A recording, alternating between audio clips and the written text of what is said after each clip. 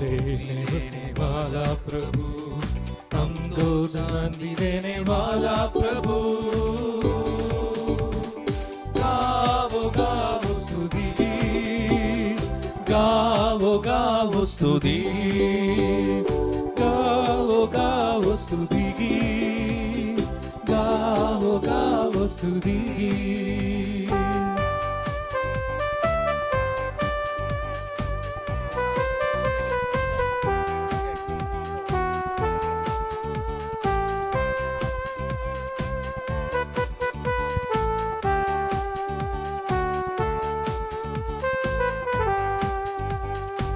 हमारे पापों को क्षमा किया, हमारे लिए क्रूस पर जीवन दिया। हमारे पापों को क्षमा किया, हमारे लिए क्रूस पर जीवन दिया। आते तेरे चरणों में, तेरे लिए जीने के लिए। गावो गावो स्तुति, गावो गावो स्तुति, गावो गावो स्तुति, गावो गावो स्तुति।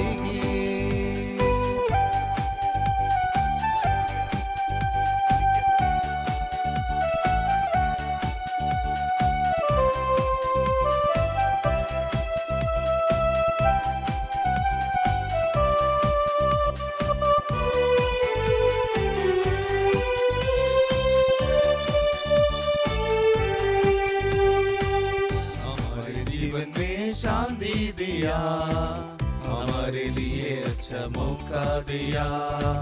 हमारे जीवन में शांति दिया, हमारे लिए अच्छा मौका दिया। आते हैं तेरे चरणों में, तेरे लिए जीने के लिए। गावो गावो स्तुति, गावो गावो स्तुति, गावो गावो स्तुति, गावो गावो स्तुति।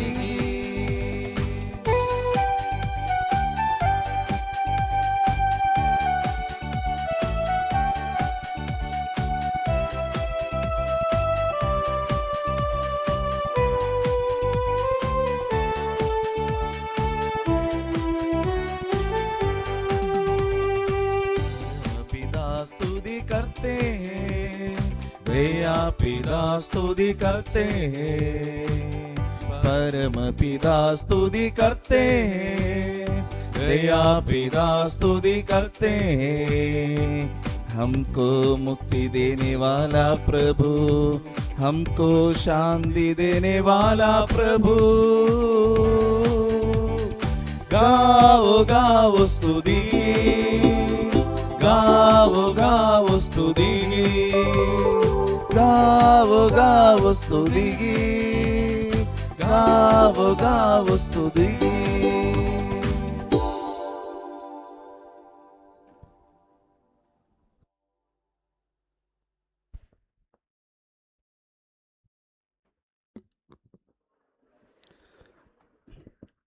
Good morning, friends. I request all the students to come in front of the chapel.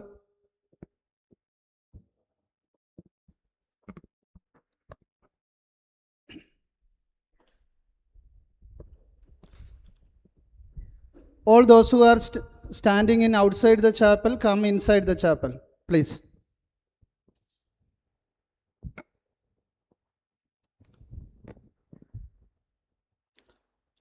Good morning, friends. It's my privilege to welcome you to this significant session in challenges in facing Christian leadership. At a time of profound social, cultural, technological, and ecclesial transformation, Christian leadership is confronted with the questions of theological integrity, ethical accountability, institutional responsibility, contextual relevance, and effective engagement with emerging generations. This makes a critical reflection on Christian leadership, particularly relevant to the church and theological community today. It's my honor to introduce our distinguished resource person, Reverend Professor Dr. C.I. David Joy. Dr. David Joy is an accomplished theological educator, scholar, pastor, administrator, and church leader with nearly 3 decades of experience in theological education. His ministry was contributed significantly to the formation of students, ministers, and future leaders through sustained engagement with theological scholarship and ministerial formation. He presently serves as the president of the Senate of Serampore and the principal of Kerala United Theological Seminary. In these capacities, he has contributed subsequently to the academic, especially his area, post-colonial reading in the New Testament, administrative and formal dimensions of theological education. His scholarly contribution is equally noteworthy. He has authored more than 32 books and published hundreds of academic articles and scholarly contributions, engaging theological and ecclesial concerns relevant to the Indian context and the wider theological fraternity. His academic work and leadership has established him as a respected voice in the theological education in India. What distinguishes his contribution is integration of theological scholarship, academic leadership, ecclesial responsibility, and ministerial experience. His extensive engagement with theological education provides a valuable perspective for examining the complex realities confronting Christian leadership in the contemporary world. As we enter this session, may our discussion move beyond identifying challenges to asking a more fundamental question. What kind of Christian leadership does the church require in present day context? Leadership marked by theological depth, integrity, humility, discernment, accountability, and a commitment to serve leadership remains indispensable. On behalf of this gathering, I express our sincere gratitude to Reverend Professor Dr. C.I. David Joy Achan. Achan, we are honored by your presence. We look forward to your reflections on the important theme, challenges facing Christian leadership.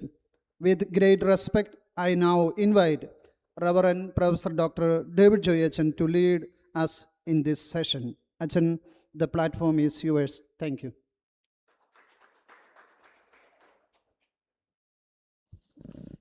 Thank you, my colleague, Reverend Anish M. Kurian, for the kind words. Friends, this is not a time of formal paper presentation. Rather, I would like to take this space to present a theme. And Bishop Theophilus has done it brilliantly and prepared the ground for Dr. Dexter and other panelists to have meaningful conversation about Christian leadership. See, when we conduct this workshop, we are not over enthusiastic about injecting the ideas of Christian leadership in terms of preparing a team of leaders.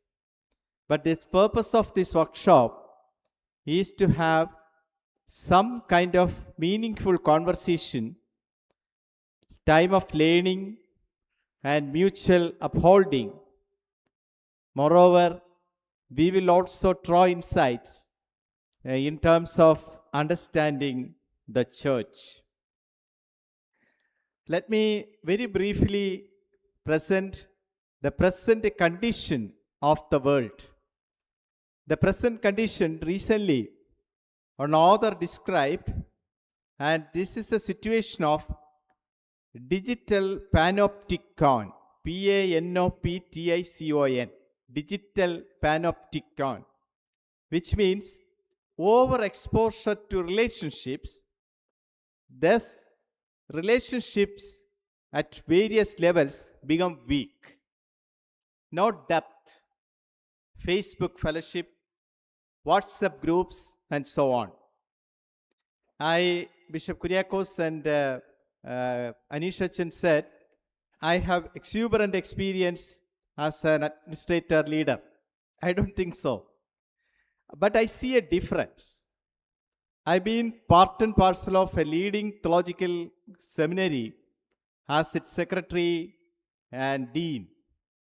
There we had problems. We had arguments. We had disagreements. We also had divisions. Sometimes the person who chaired the meeting was unable to keep both teams together.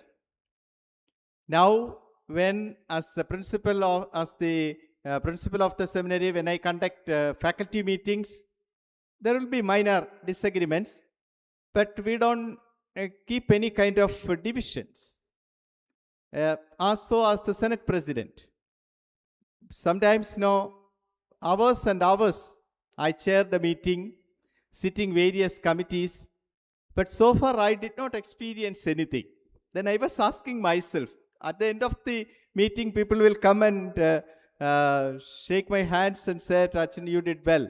But then I, like a ignorant boy, I just look around because I didn't do anything. Then I realized the people who are sitting around you in the meeting are your friends. You know each other for the last 2 decades or 3 decades, whether it is in the faculty or Serampore meetings. That's a story. How does that friendship emerge?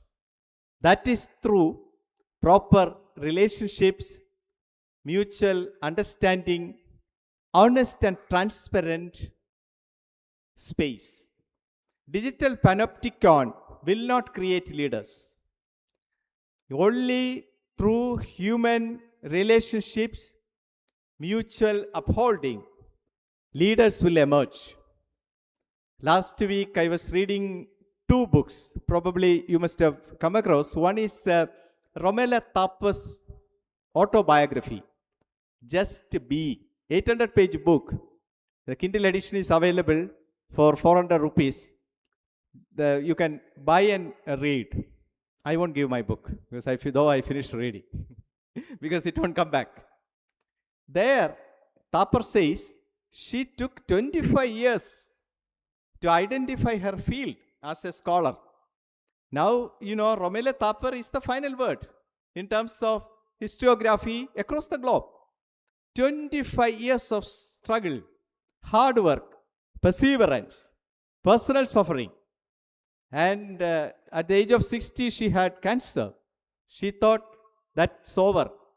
Then Edward Said, a Palestinian scholar, and her friend said, Romela, age 60 is the beginning of your youth. Fight with cancer. And she came back. She was 94. And she contributed outstanding Penguin history books after 60. So, our continuous struggle to lead institutions and lead the church is required. Second book is Indradhanus. When you read, you will see blood in every word.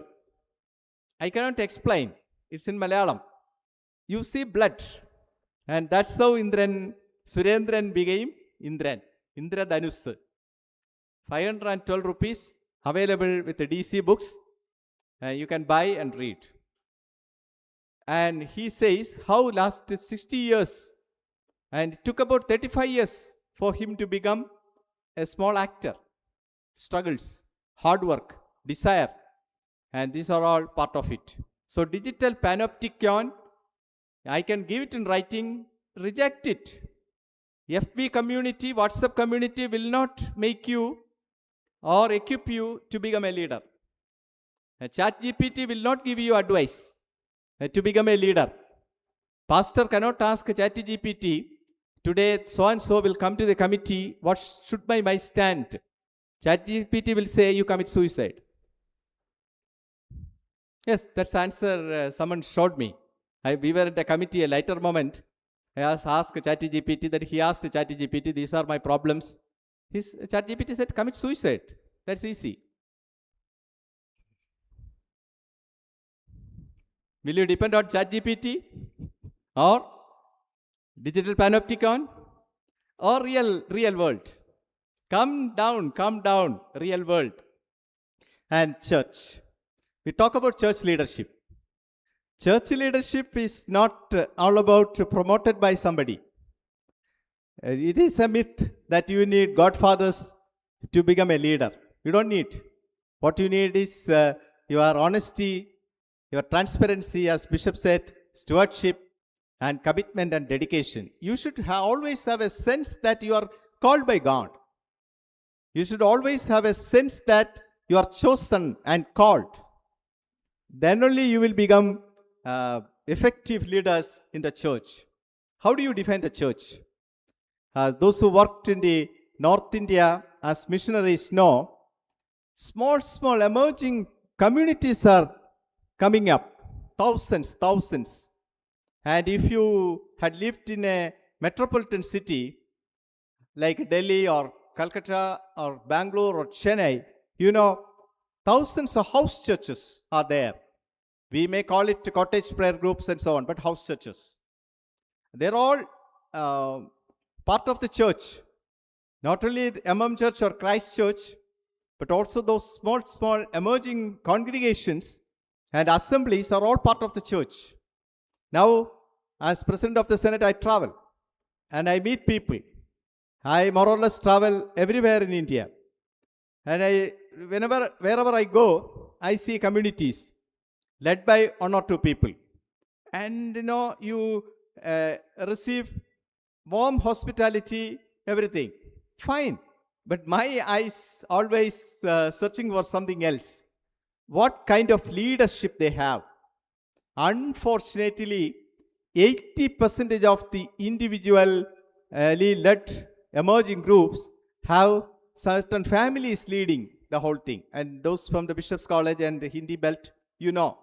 Some families are controlling the thing. After father, wife, son, daughter-in-law, son-in-law, all will take over. That will not sustain. Maybe for 10 years or 15 years, it will be there. That tendency is slowly coming to the church, nepotism. And mainstream churches are being collapsed, underlined, because of this tendency. After me, my man should be there. My person should be there. And after me, my group should be there. Where is Christ? So defining church in today's context is a big task. And it is not easy to sustain an institution in a stable way.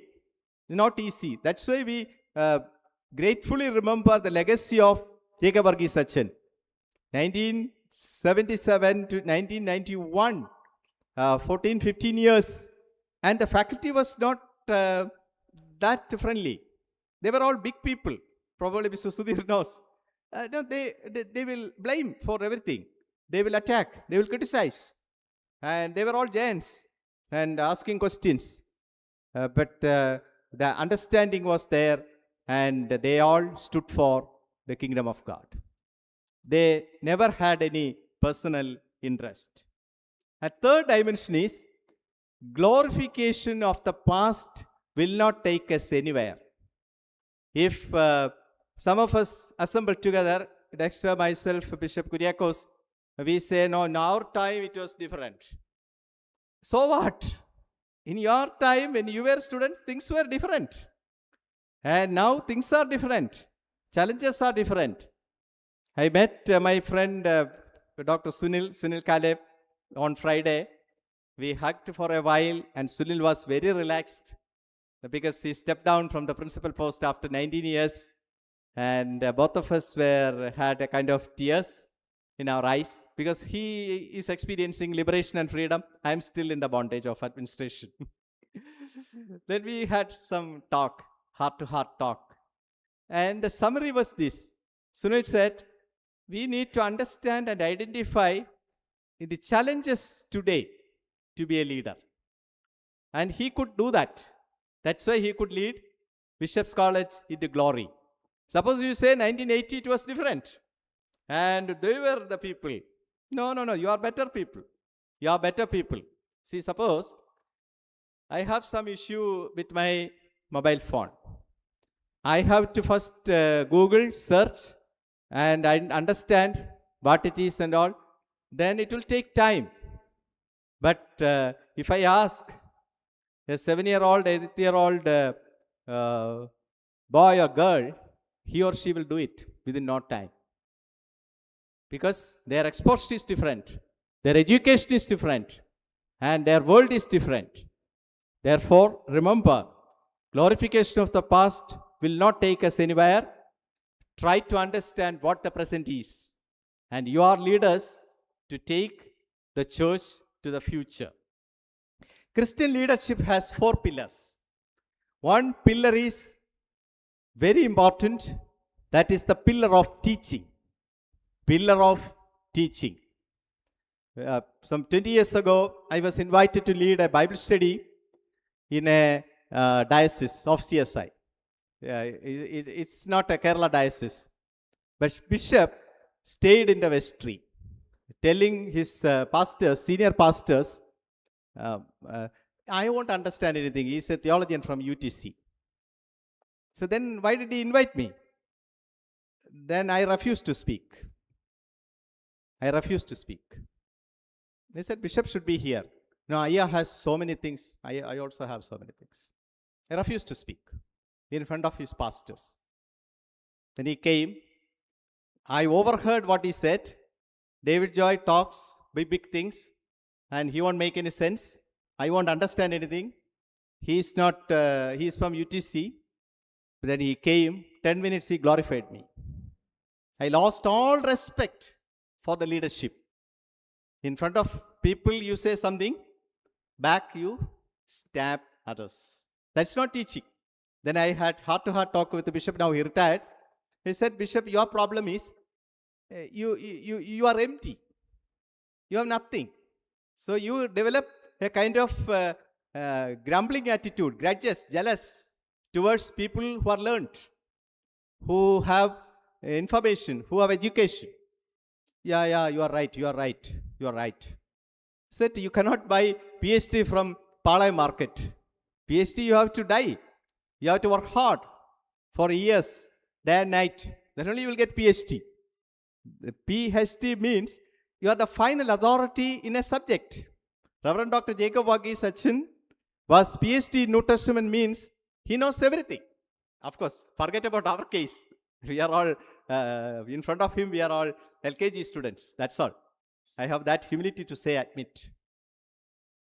So, you pastors, younger people, gain information as much as possible.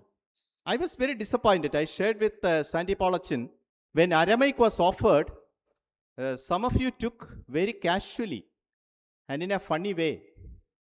Out of 84 colleges, this is the only college where we offer Aramaic. You have the opportunity, rare opportunity to learn the language Jesus spoke. But for you, it's fun. Where will you get an opportunity? If you don't learn now, where will you get an opportunity? You won't get an opportunity. You will regret. So, theological institution, Muttam students are here. Kanyakumari theological college students are here. KUTS students are here. Our well-respected lay leaders are here. Students, you remember, when you are students, gain maximum information, knowledge through the classroom, conversation. Otherwise, you will regret. You won't get any opportunity to teach others. Achan Dexter Maben coming from Karnataka Central Diocese. Trinity Sunday, we theologians receive at least a ton invitation to preach. So you can only go to 1 or 2 places. Someday I used to preach in 4 churches. First St. Mark's, then All Saints, then to St. Andrews, then rushing to East Parade Malayalam Church. Trinity. Because pastors will say, Acha, it's difficult to preach a Trinity, what it is, and we don't know. And when you come and say, people won't understand anything, but they will say, See, that's kind of talk, People will say,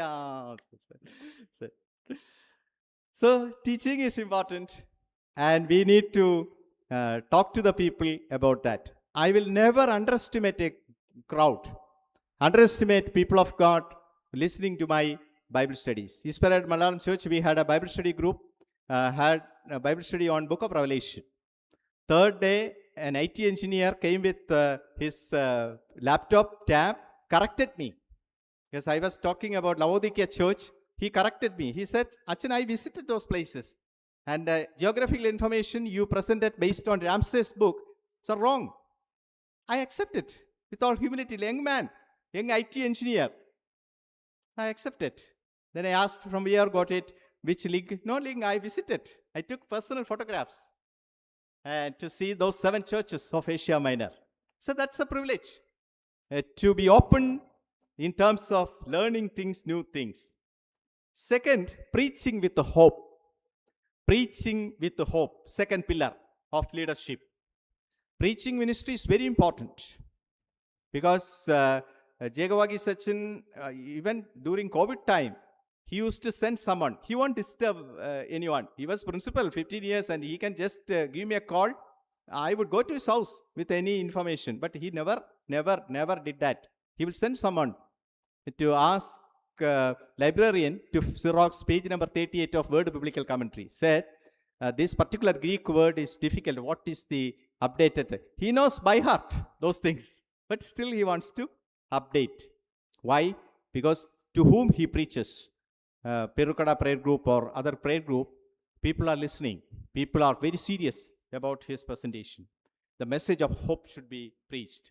Preaching ministry is not an entertainment. It is not a mimicry or mono act. That's what some preachers say. Some of my students, they won't stand in the pulpit and preach. They will take the mic, that kind of dancing and all.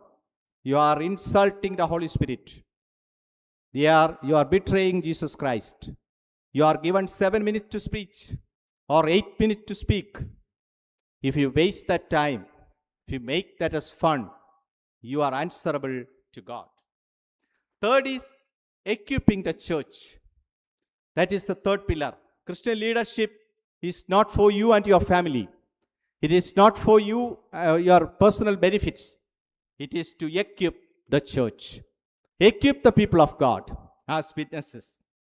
And finally, be witnesses.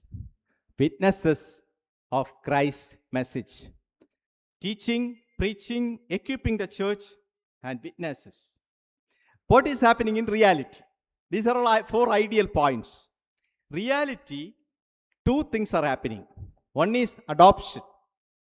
Adoption is a sophisticated word. I can translate that as compromise. If you don't compromise, you won't get anything. Why do you need that? Why do you need that? You understood what it is. And your leadership or your promotion, you have to adapt to the situation. Never do that. Jesus did not do that. Jesus was asked to adapt to the situation by Peter. He refused. He said, no, let us go to Jerusalem. Let us embrace the cross. Let us offer liberation to the human beings and compromises. Second, absorption. Absorption is so slowly absorbing the corruption. And you are comfortable with 1% corruption. Then, okay, everyone is saying, okay, fine. And second, you are comfortable with that corruption. And third, then you are part of the corruption. And in higher bodies, particularly Senate of Serampore, whatever you claim as your travel or coffee or tea, you have to produce the bill. So I make it a point. If you don't have bill, money is lost. Because some from the airports and all, you won't get the bill. You won't keep the bill. So you can't claim. That system is there.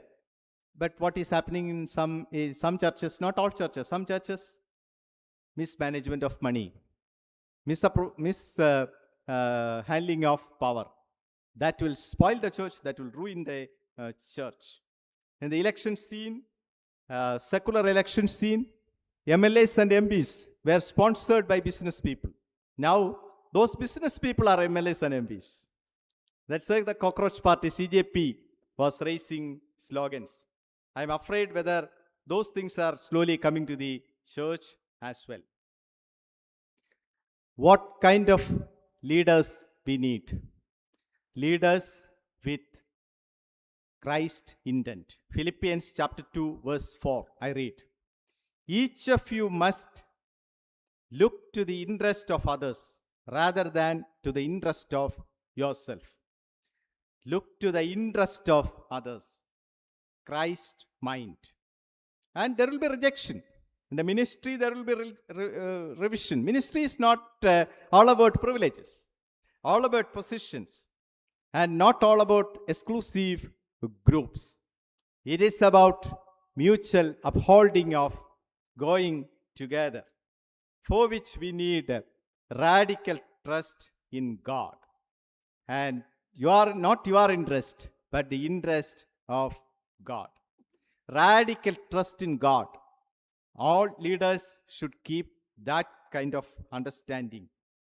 And there is, Mr. Sudhir is working in the space department.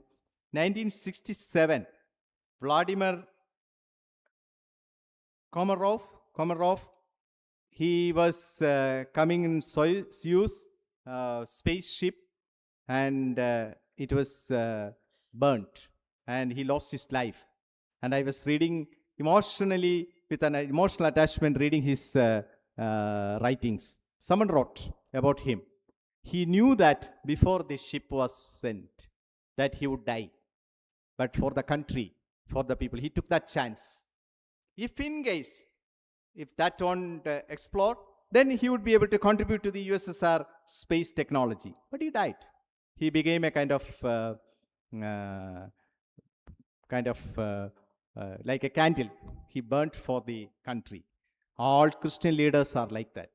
Whether you like it or not, by contributing your energy, your talent, your life to the church and society, you are slowly knowing the risk. You take the risk.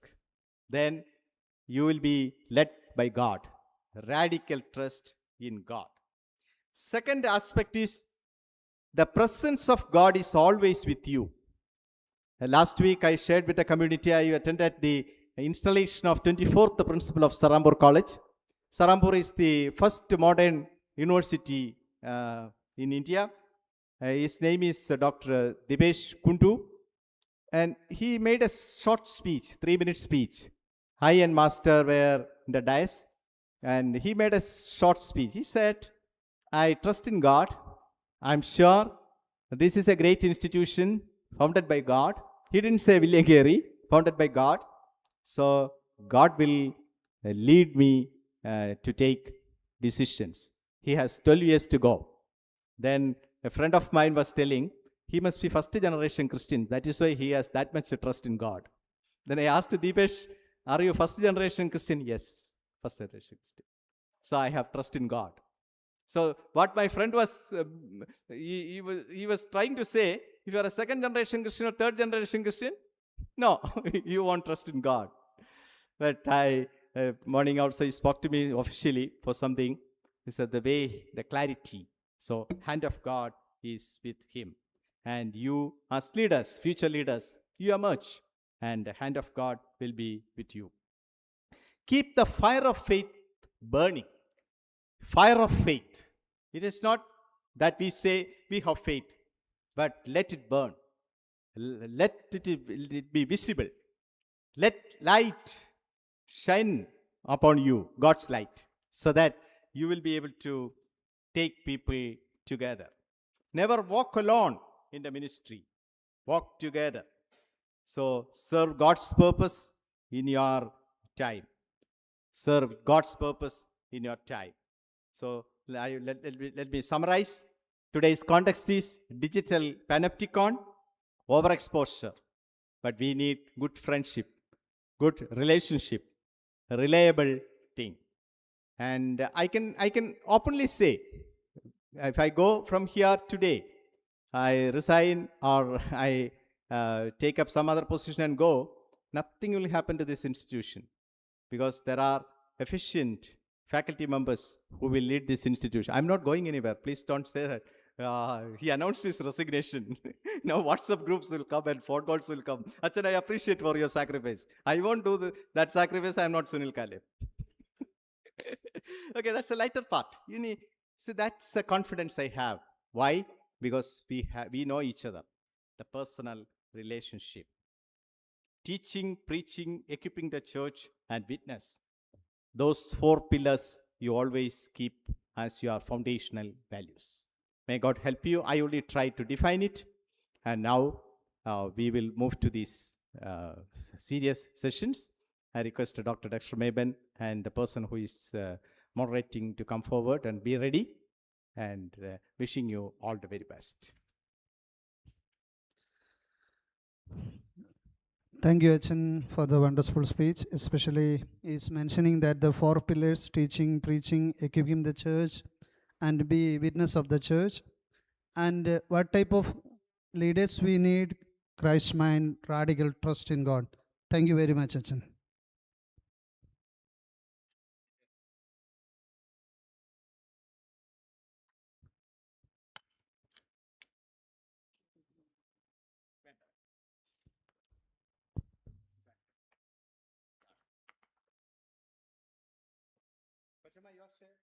Who is there?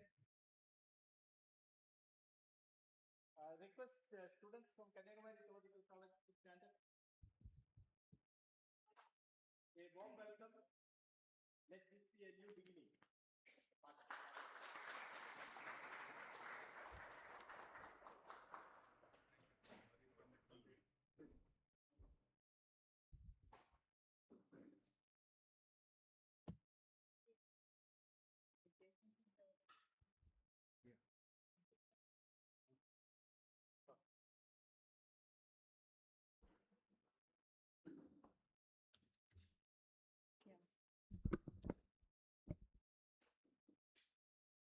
Yeah, good morning, and we will continue our session. The 2 days session that we have on Christian leadership. Especially, let us realize that we are having a conversation on Christian leadership at a time such as this. We need to characterize this time as a very turbulent and very unprecedented time. And in such an occasion, we are having this conversation on behalf of the Center for Biblical Studies in memory of Reverend Dr. Jacob Verghis, who had contributed so much. And so even as we take up the mantle of leadership, may these 2 days be a time to continuously evaluate, continuously reflect on the kind of leaders we are looking forward, the kind of leadership we aim to become. And so may the sessions that we have trigger in us some insights, bring us to some insights. Now we have our session led by Reverend Dr. Dexter Maben. He has been formally introduced by our principal, Reverend Dr. C.I. David Joy Achan. He comes with a rich background, and he's a person who has got both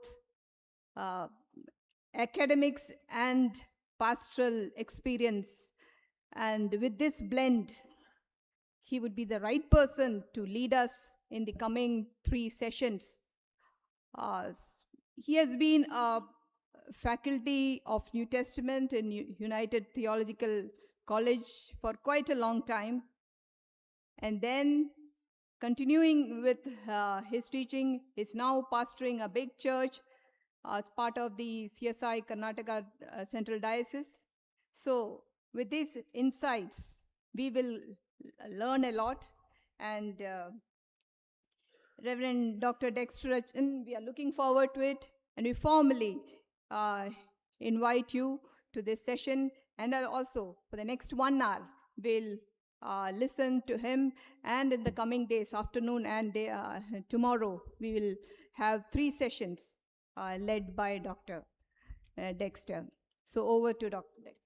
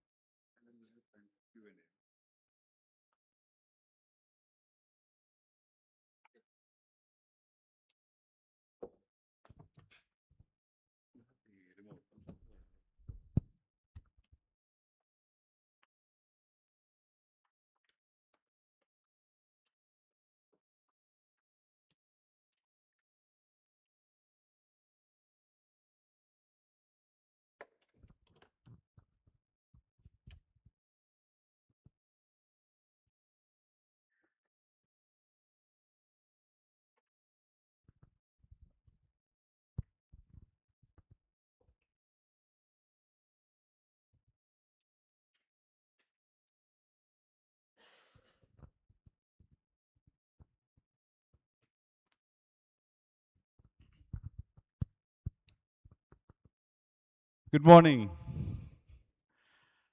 Good to see all of you. And before we go to the session, I just want to say a few words of all honor and thanks be to God, first of all. And also, I especially want to thank the Reverend Dr. Professor C.I. David Joy, my mentor and dear friend, who has extended a very special invitation. I call it special at a time when there are many challenges in my own life, but to be here, to be part of the academic community. I thoroughly enjoyed my time with the BD4 and to be part of this lecture. And also want to thank my distinguished faculty friends. It's not easy to speak in front of a theological community because they're also fully aware of what I'm saying. I really want to thank them for their conversations and the talks that we had. And to each one of you as students, to Dr. Saju, the coordinator of this program and a very distinguished colleague in the field of biblical studies. I just want to say that I'm deeply touched by the life and testimony and witness of the Reverend Dr. Professor Jacob Verghis. I had an opportunity just these 2 days to meet the family, to know, spending time with Mr. Sudhir. I just want to say I'm so thankful for taking time to meet Mrs. Mariamma Kochama. It was a blessing to be having a prayer from her for me and also to know about his life, different shades of life. But one thing stands out, and probably I must mention this, at a time when we're talking about original languages, whether they're important or not, and studying at University of Chicago, but also to come back and to contribute to learning and to Greek, to be involved in the local church, to be involved in the ministry deeply, and to be involved in cottage prayer meetings till the end. And that Sunday morning when he passed away, to be ready to go to church on a Sunday morning. These are impressions and reflections of a very distinguished biblical and theological scholar, but also committed to the church and also committed to the family. Kochama involved and also a theological graduate from Yavatmal and UBS those days, and to contribute to theological learning. I'm saying all this because we are in this context of this memorial lecture. And I want to tell the family that we take back, these are not just memories, but these are life lessons. And I was very moved by the video. Now, we see lots of videos, but in fact, it was a very moving video of a person's glimpse of family, of theological college, and building up this college.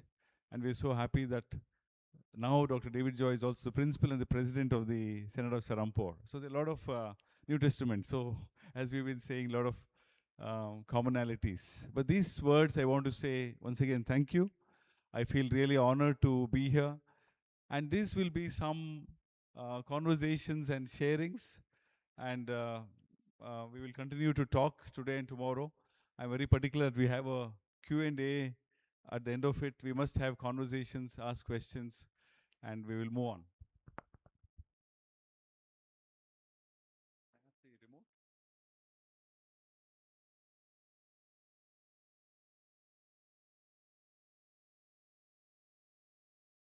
not working? Yeah, sure. You copy it in this one. Small technical glitch, we'll see if that. Emin knows all the secrets, so I don't know. It doesn't work here, but it may work there.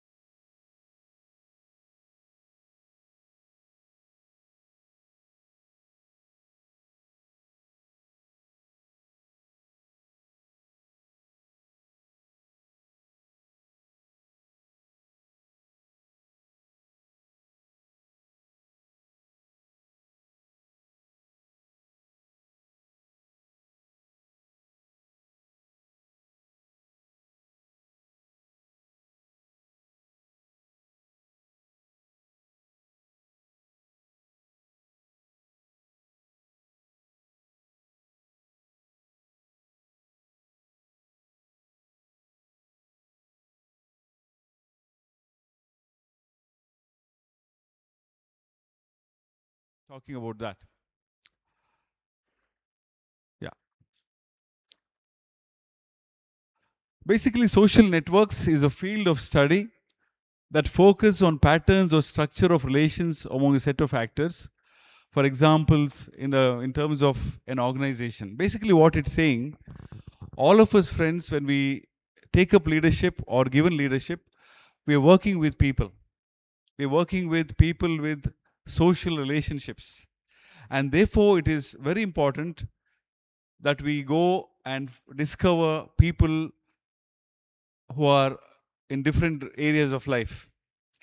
Now, every church that we are posted or we are going to work with, let us say that is our actual context, every church situation will offer us people with different social backgrounds. And what we do, a temptation for us, and many of us in BD4, I was also telling in the class, that we'll go into a church and the temptation is, I've arrived from KUTS and I've got knowledge, I've studied so many theologians, now I will start the change. And now I will offer this community something which nobody has known. I would encourage rather for us to try and understand a community. The current church that I'm working, David Memorial Church in Ramurthy Nagar, is a multilingual congregation. Mostly we speak Tamil, they speak Kannada, Telugu, Malayalam, Hindi. There are people who are corporate leaders, vice presidents. There are people who are professors and principals, but we also have daily wage laborers, auto rickshaw drivers, painters, carpenters. Every Sunday morning, I'm addressing a congregation which is socially trying to connect, trying to understand that we belong to a community. In less than a year, next week it'll be 1 year, and I'm in the church. I cannot claim with all my education and what all I'm saying, my ideology, that I'm understanding the social life of this congregation and of the people there. I cannot claim this. The earlier church that I was, St. Andrew's Church, I served for 6 years. And at the end of 6th year, probably 850 families, I do not know, I was trying to understand the community. We feel as church leaders that we have a solution for every problem. And we go with the quick fix solutions to a problem in a particular church. But I would encourage you, that I'm going to come back to it. It's very important, social sciences help us to understand that as much as a church is a theological and ecclesial community, a church is also a social community. There are people with social relationships. Just yesterday, I was in Christchurch and I had some very brief conversations with 2 or 3 elderly who were trying to tell me about because yesterday's theme was related to baptism. So in just 5 minutes, I was trying to understand about a real situation, about what a family is going through about baptism, real questions. It is not only a theological question, but there are people being married into family, new people are coming in, daughters or daughters-in-law, and then we are trying to understand together what our parents or grandparents are saying. I take this back as a very important conversation for us, and therefore it is very significant for us. So social sciences, social networks tell us basically that social relationships are very important in a community. So this is very significant for us.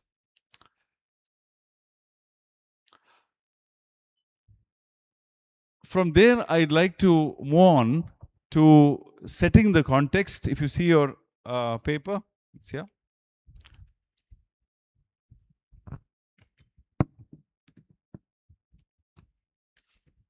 The definition will come there on the board, but before that, on the basis of the definition, it's on your papers. I'm just reading it for you.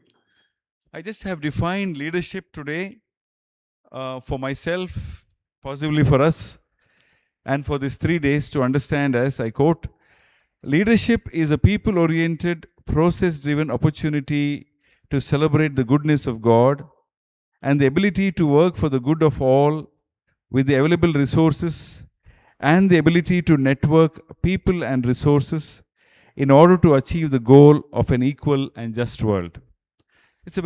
I've tried to put together what I want to say in these words, and this will be like a kind of working definition for me. So we can keep thinking about it, we can keep working about it. I'm willing to rework on this definition, but this is exactly what for example, I don't see people and resources as the same. Sometimes we want to club them together. I'm saying as leaders, we must address, treat, engage with people as people. And this is very important. I'll come back to it in my sessions tomorrow. My next slide, till it comes, Maben, is it okay? Yeah. My next slide is about setting the context. We'll move on as I speak. In our theological studies, we basically talk about setting the context. And this is very important. Context is very important. And what are we saying today? In biblical studies, in theology, we're talking so much about context. Context talks about the social life and relationships of a community. That's why I said leadership in a community, or leadership and community. So context is all about the community that we are in. Can we just go to the earlier slide once? Previous slide. Previous one.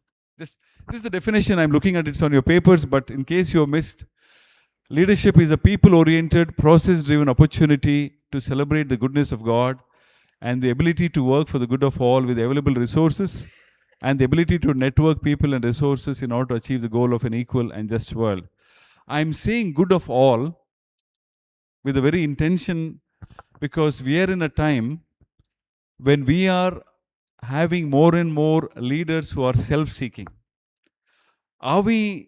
Is the goal of the organization or a church or an institution, a theological college, more important than me? This is what we have to ask. It's very simple, very straightforward. You are put in a leadership role.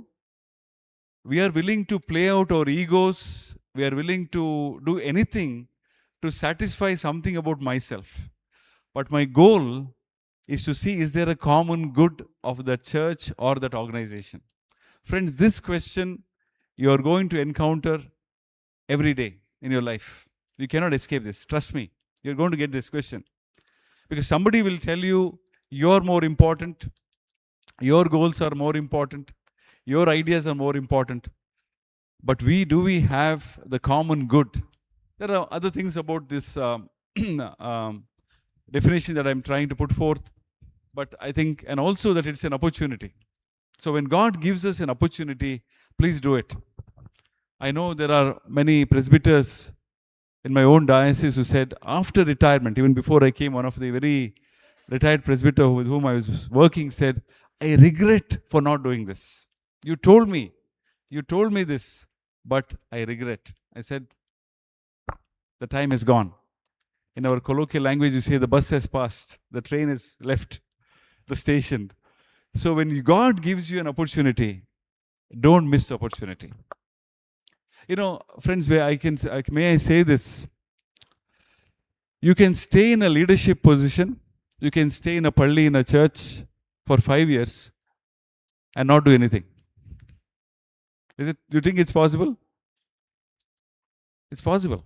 You just be there, do the ritual for 5 years, conduct service Sunday after Sunday, take the leadership of an organization for 3 years or 5 years, whether it's ecumenical, and then move out. Because I find a very big temptation and danger for theological graduates and students. All those 3 years or 5 years, we are thinking about what I will do next after 5 years. Think about it very carefully. That 3 years or 5 years you get in a place, you're thinking, what will I do next? You're still thinking about your studies, you're thinking about, but that is an opportunity God has given in a community. That's why I said leadership and community. Without a community, there is no leadership. And every community requires a leadership. Because leadership is all about taking a decision and being decisive and making a difference. So if you are, all of us are leaders. But if you want to be a leader, and if you want to say you want to make a difference, that means you must and I must put myself as part of that community.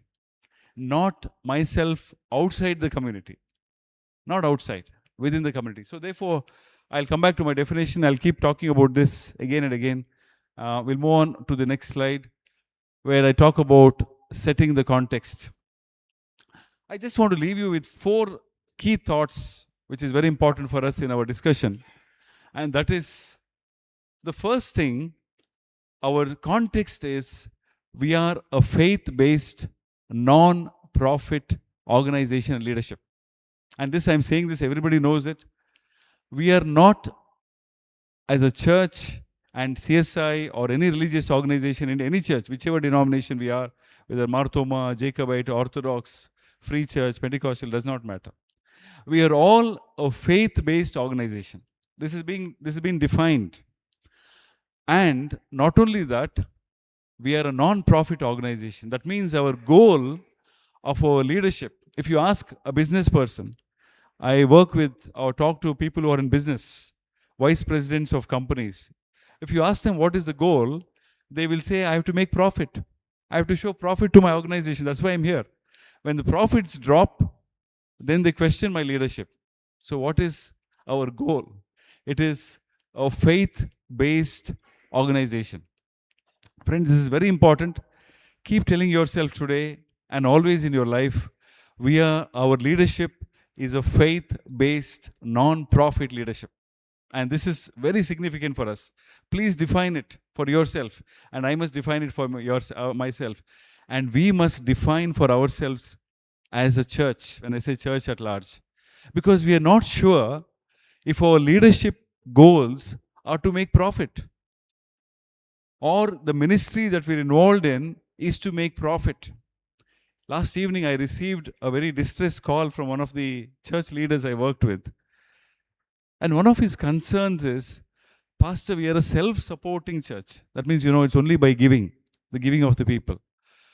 Last 1 year, our income is dropping drastically.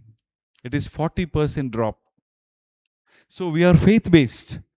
There is no other source, no rental, no business. Maybe hall or something, marriages, we may get a little bit here and there. What is it that is going to drive us is the giving of the people. If I take the example of Church of South India, we have debated this again and again, but Church of South India believes in free will offering. I don't say, brother, sister, you have to give 10%. No, it's a free will offering. And that giving of the people is what is called as a faith-based organization. And we are a faith-based organization and that leadership. Second, friends, we have to also talk about setting the context. Setting the context is about drawing meaning. And drawing meaning would mean, in the words of Gadamar, would mean, if you have done your hermeneutics and remember, it talks about drawing meaning from conversations, one of the ways.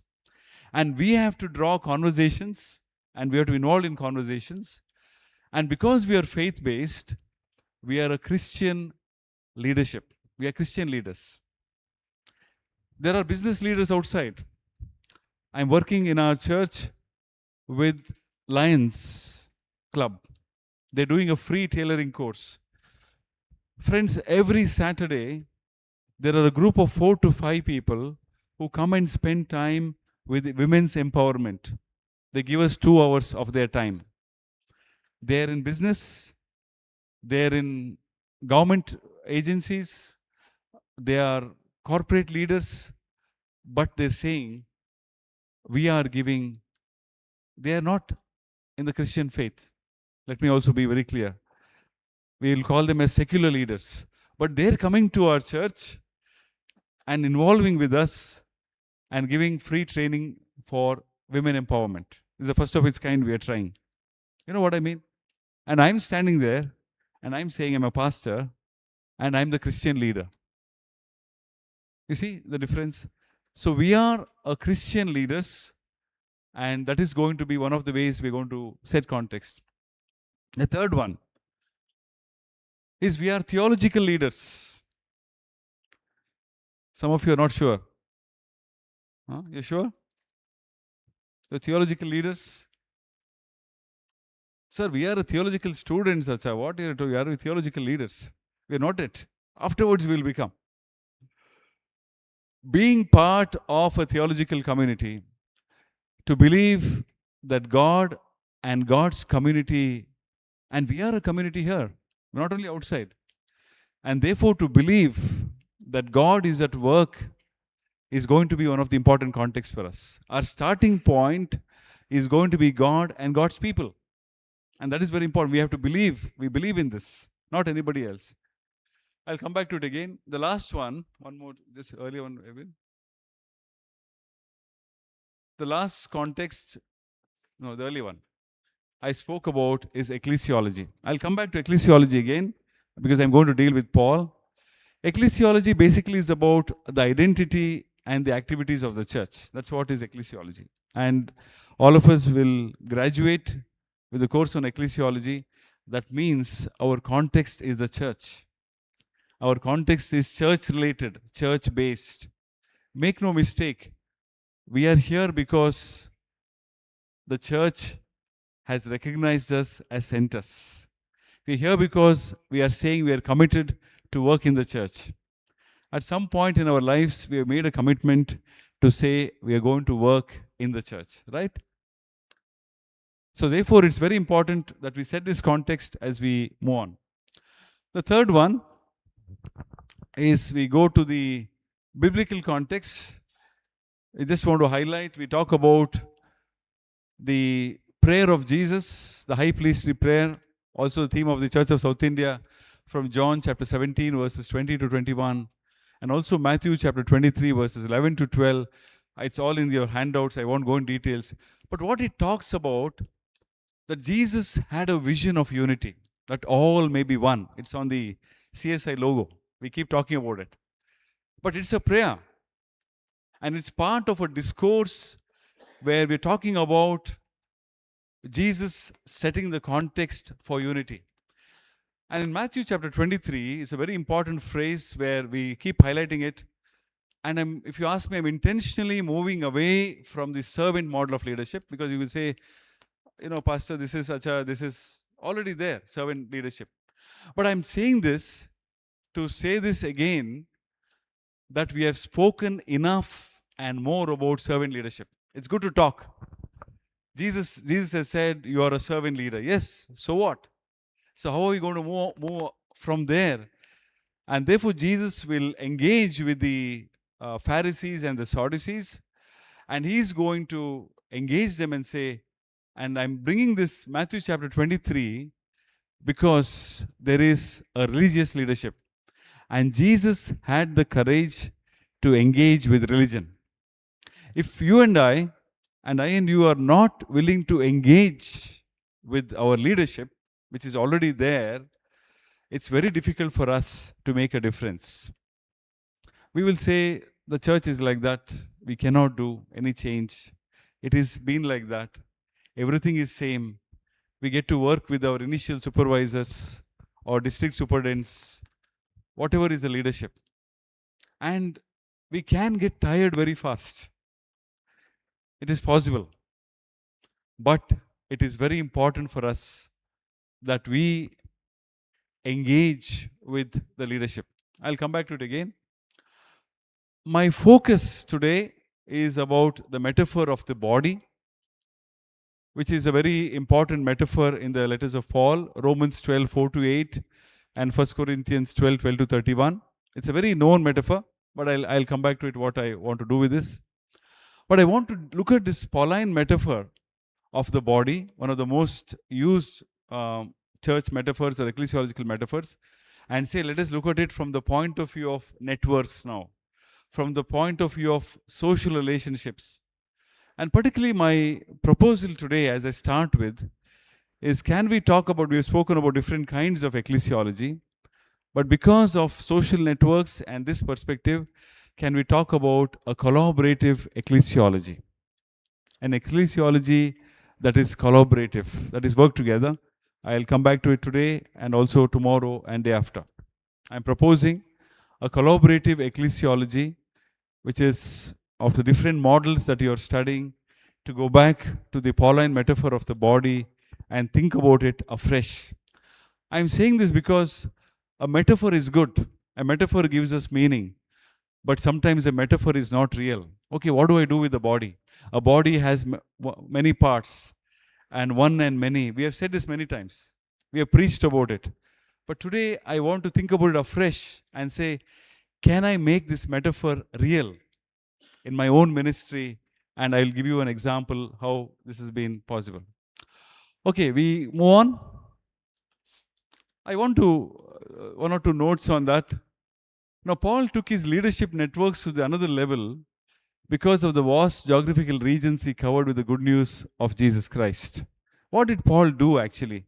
Paul was taking this idea of Jesus, this idea of unity, this idea of going together. He went in most parts of Western Europe today, up to Spain, starting with the lower part of Greece. If you look at the geography, it's nothing but Western Europe. In other words, Paul was taking the good news out of Judea and Galilee. Let's remember this, it's obvious. Jesus and the disciples, most of them, never went mostly out of Judea and Galilee. That's the region, very simple. It's a small geographical area. But it was Paul who took this region outside Judea and Galilee to most of Western Europe, and he did it with leadership networks. This is a simple thing that I want to offer to you today. Paul believed in collaborative work with his co-workers, fellow apostles, and what we traditionally known as Pauline circle. Remember the study of F.F. Bruce? I'm sure you have been introduced in the study of Paul. Of course, it is after that there has been a lull in Pauline studies, and I want to bring it back, the discussion again of the Pauline circle. Nearly 98 or 100 co-workers of Paul. All of them who worked with Paul, different people, beginning with Titus, with Barnabas, Phoebe, and so on and so forth. There are so many. Now, we get to teach that. Now, the same Pauline circle and the same metaphor of the body, let's think a little differently today and call it as networks to understand what was the relationship of Paul with these people in Asia Minor, in Spain, in other parts of Europe, what we would call, and also Asia Minor is nothing but Turkey. But to think about these networks of co-workers, of brothers, different usages in Greek, but to talk about all of them and say he was networking with all of them. So therefore, this is an aspect I would like to bring about and talk about today. Friends, let's think about it again, of Paul's metaphor of the body, of one body and many parts. 1 Corinthians 12 and also Romans chapter 12 verses 4 to 8, that each one of us require one another. We require each one to collaborate with one another. Ever since I've been here the last week at KUTS, I must say I'm very impressed with the student community. They all have been assigned. Even Amin and Bibin and others who have to take care of me, they're all after me. So just saying where I go, what I do, the roles have been assigned. Today morning I saw the students, because at UTC we don't have that system so much. We do, but not to this extent. Even cleaning up the campus, preparing for the seminar today, I want to tell you that I really want to appreciate you. I really want to tell you that it is a great experience running the mess. I'm eating the mess.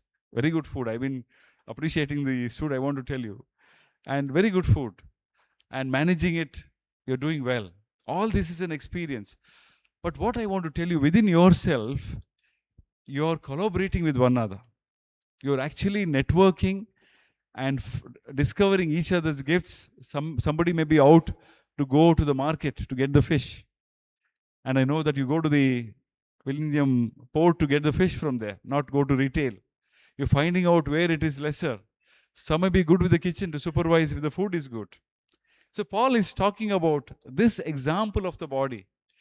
today of this ecclesiology, of collaborative ecclesiology, of saying that leadership in the community emerges from the community, it is with the community, and it is within the community. Now, this is, very significant for us as we think about this. Friends, I have posed questions for you as you think about leadership, but essentially we are asking, as part of our understanding of theology, of ecclesiology, that governance, maybe we have spoken so much about spirituality, so much about the identity of the church. We have spoken so much about the activity of the church. We have spoken so much about the idea of the church, even the understanding of the church. Maybe from the Protestant understanding, from an Orthodox understanding, we do all that. But today, it is very important for us to think about governance as an important idea of identity of the church. In other words, think for a moment, leadership today in the Indian context is and probably will be defining the identity of the church. And this is very significant for us. And this we have to think through very carefully. When we go to a government official, in our cassock, in our kupayam, we represent the church, and we are actually, they are looking at us as the church. You will be very surprised why I am saying this. When I was serving in Tumkur district, when we went to meet, in the districts, the deputy commissioner is very important.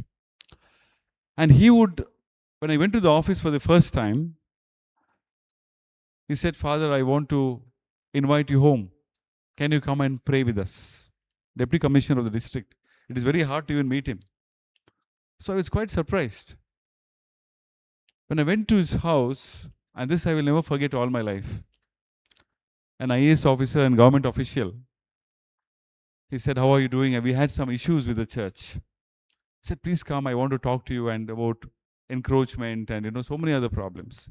He gave us time and he said, "Can you say a prayer for me?" You may think maybe it's common in Kerala, but not so common in Karnataka. And I had to say a prayer.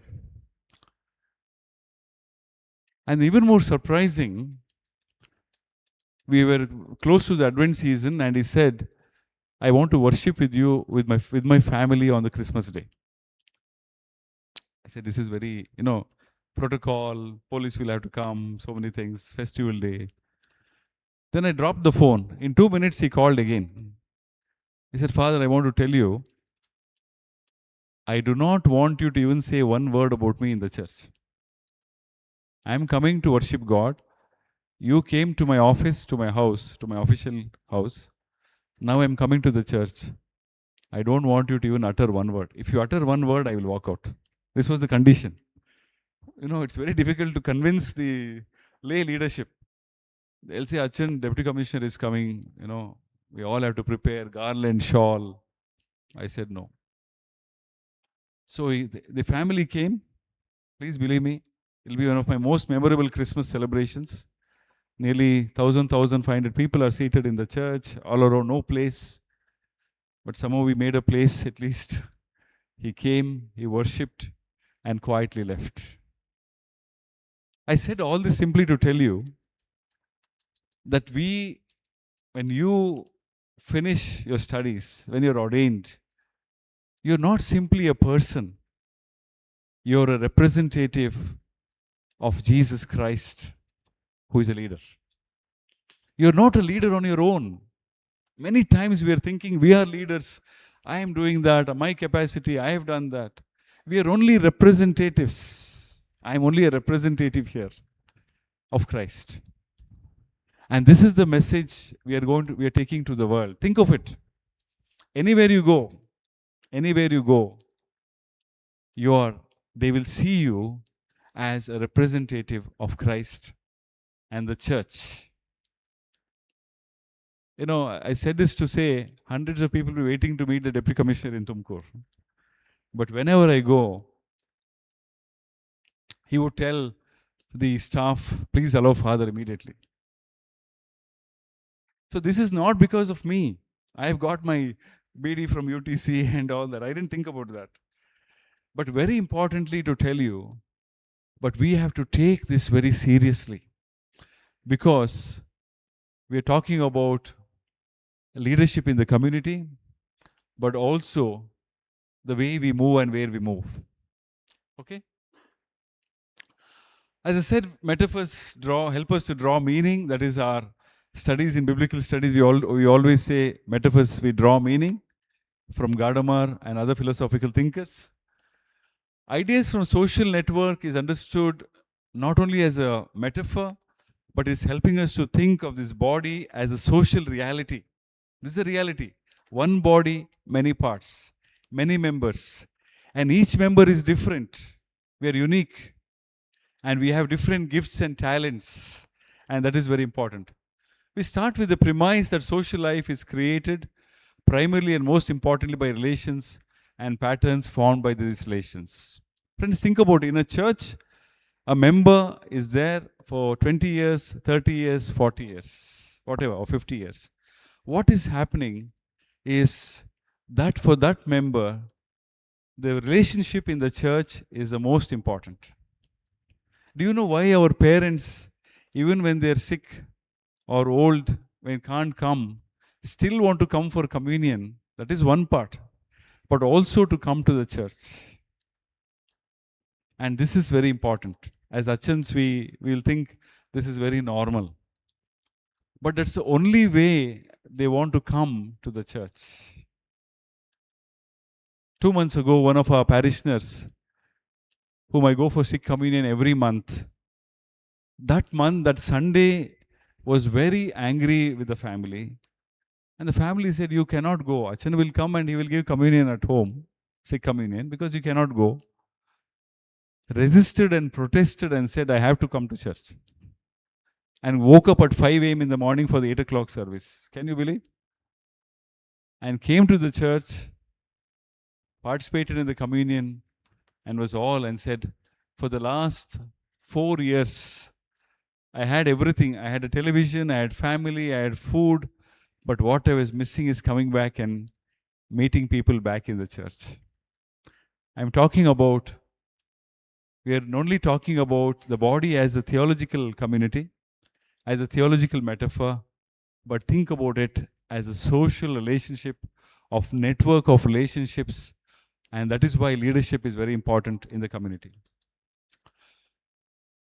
In the case of the local church, a congregation is not an audience. I want to highlight this very clearly today, to be served, nor a constituency to be managed. Today what we are saying is, you are an audience we are addressing.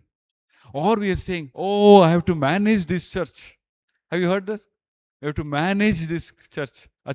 We are all saying that. Many times we would have said. We are not an audience to be served, nor a constituency to be managed.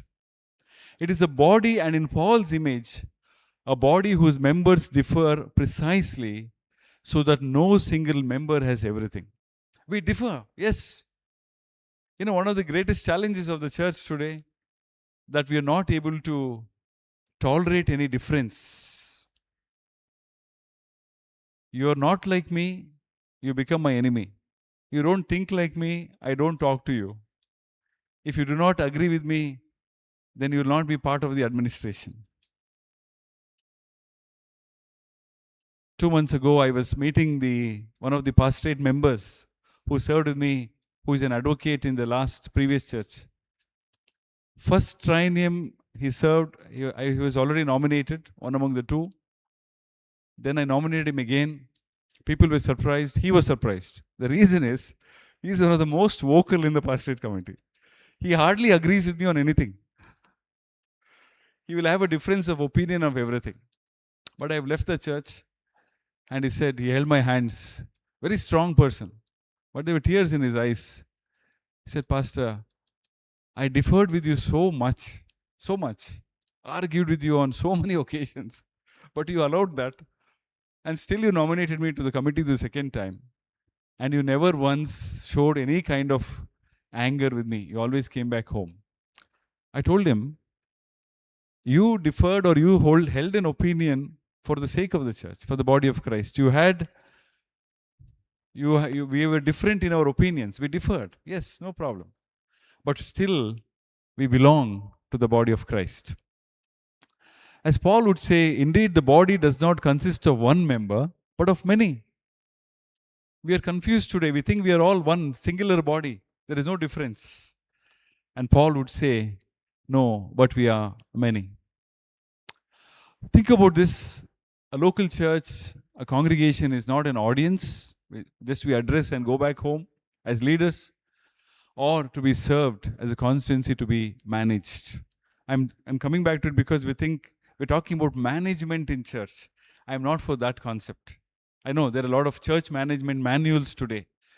I'm not for that, because Paul's idea of the body is very different from managing an congregation.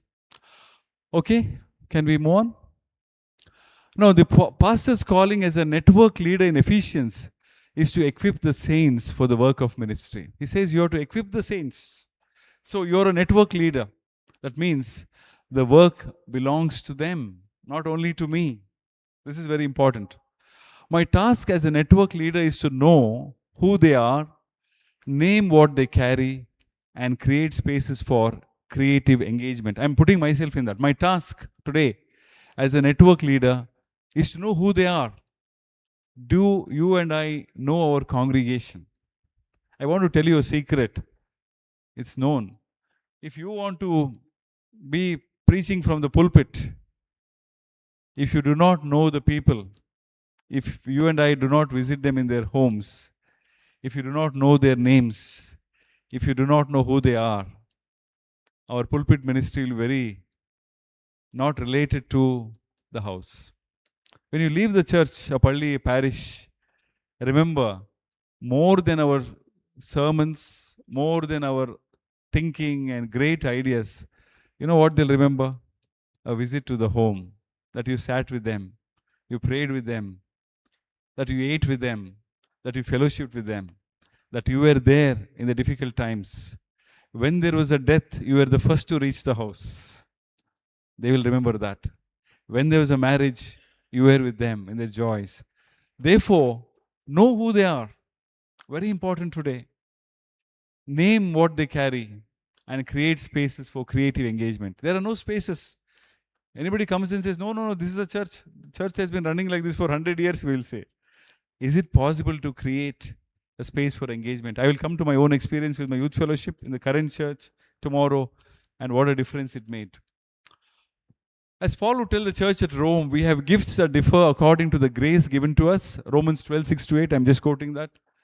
Prophecy in proportion to faith, ministry in ministering, the teacher in teaching, the exhorter in exhortation, the giver in generosity, the leader.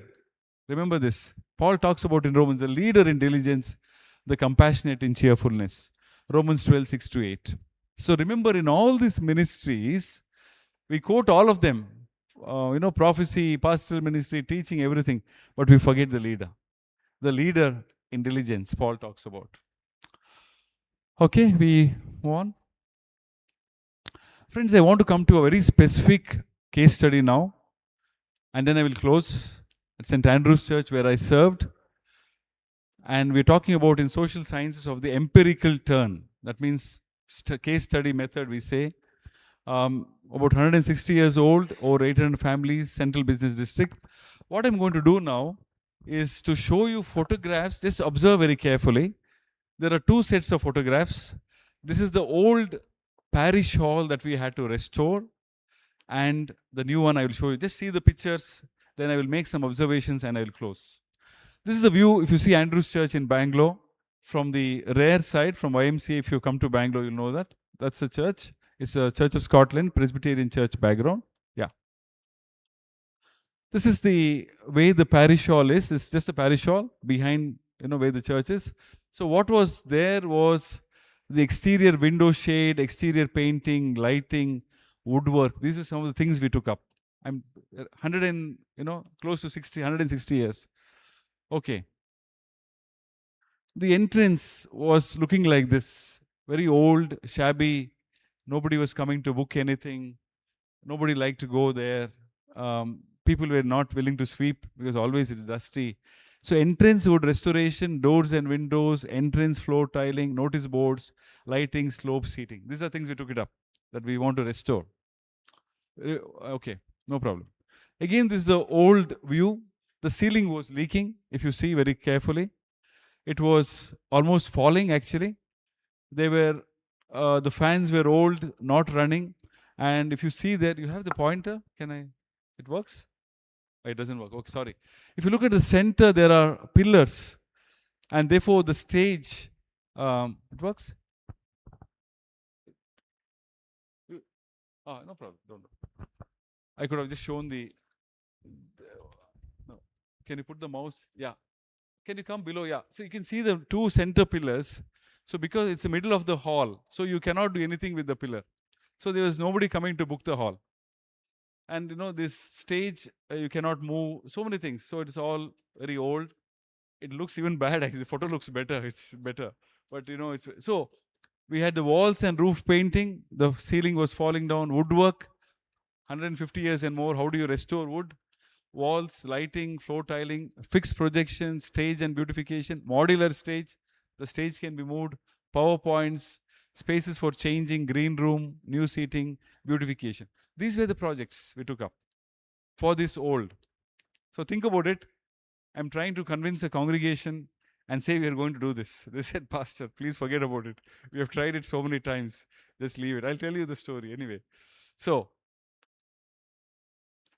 this is a new version. This is for the Sunday school. We said teaching is very important. Likewise for music school. We have a music school there now. So we have a full-fledged Sunday school with chairs, boards, both for Sunday school and for music. We are accredited to Trinity School now. Okay. This is a small conference room. Same rooms, interior done. With boards and chairs put. People can sit and talk with the screen. Yeah. This is the new hall. This is the way it looks. See the lighting, the ceiling, the flooring. We had to get back traditional flooring. You see the stage is modular. Can you point to the mouse? See, this is the stage. The stage is modular. You can move whichever way you want. And this is the hall. And the lighting, everything has been changed. This is the entrance now with gates, repainted and everything. This is just the hall, parish hall. So behind the church, when you go to Bangalore, please have a look. And we also have historical notes within the hall. When the hall was, how was it, and all that. Okay. Now, it's just the pictures. Now, story of a parish hall. Yeah, I'll come to it. I'll show you now. I'll just come back to it. Because I'm just looking at the time. I'll come back to questions. Parish hall, 150, 60 years old. Since 1860 it was there. On paper, beyond us, restoring it was paper beyond it, was specialist work alone would have consumed a lot on the budget. What made it possible was not a grant, it was a network. That's all I want to tell you. We didn't have money, so much money to restore, but we had a network. A heritage structure recovered without a single paid consultant. We did not pay a single consultant. Carried by volunteers, both from inside and outside the congregation. Mapping the gifts. Invite. We map the gifts. Who has which gift? Invite. Don't recruit. There is no recruitment. Hand over real authority. As a pastor, I had to position myself and say, I am there, but please go ahead. Do it. It's for the professionals. Open the circle wider. Open it up, and I'll come. And this is what I want to tell. Who stepped in? We had architects, and remember, all of them were from the congregation only, from the church. Architects, structural engineers, management professionals, chartered accountants, craftsmen, friends of other faiths. So everybody pitched in and said, we have to restore this hall. So it was possible. What makes the network hold? Can you put that a little up? What makes it hold? 4 habits I found out and discovered and what held us together. Know your people. Very simple habit in network. Know your people. So, who was the architect? As I said, when we presented to the congregation, None of them believed that. You should imagine my situation as a pastor. I'm announcing on a Sunday morning, showing these pictures and telling this hall will be restored. Nobody believed it because they have been trying it for the last 30 years. Believe me, last 30 years. Minutes are there, records are there, discussion is there, announcements are made, but not restored. So it is very difficult. So we said, wait, please wait. But what was able to hold us together was know your people. So we were able to identify people within the congregation, get them together, and then involve them, give them a free hand. That's all it is. And many have come from other churches in Bangalore to study it now. Give real authority. I come back to it again. One of the things in leadership is we are not willing to let go. I am the pastor. I am the chairman. I should be there everywhere. I should know everything. Not possible. It is possible to give authority. Keep the door open. Keep it open always. Brother, you want to come? Sister, you want to come? Please come and help us. No problem. And some of you have said in other sessions earlier also, Achan has said, be transparent. This is what I learned on the ground. This is not from any book. Through this experience, I learned that it's possible to network with these 4 ideas. And be transparent, be very open. And especially, I will come back to it tomorrow, finances is something we have to be very transparent. That's a challenge for us. That's the main challenge. Every pie was accounted, displayed later on the notice board, how it was spent, which material was bought, everything was done. So friends, I want to stop here. I think around 1 we have to close. I have to give time for questions. I just introduced the topic, leadership and community. Tomorrow I'll be talking about leadership in character and then leadership and change. Some 1 or 2 points again, just to recap. We're talking about networking, especially network leadership, which I would call it as collaborative form of leadership, collaborative ecclesiology, taking a clue from Paul and the metaphor of the body, the same metaphor, we talk about networks and how ecclesiology today has to take note, the doctrine of the church, the identity of the church has got to do tied up a lot with the leadership, which we must discuss more in our discussion about theology.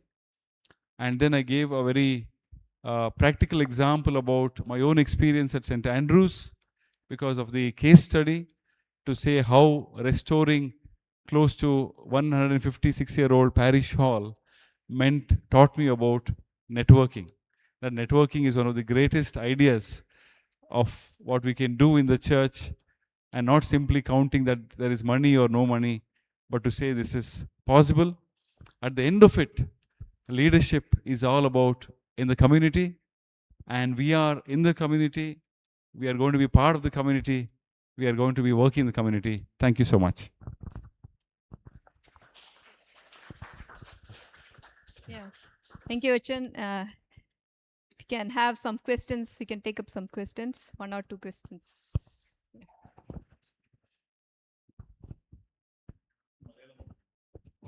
Yeah. Malayalam or English?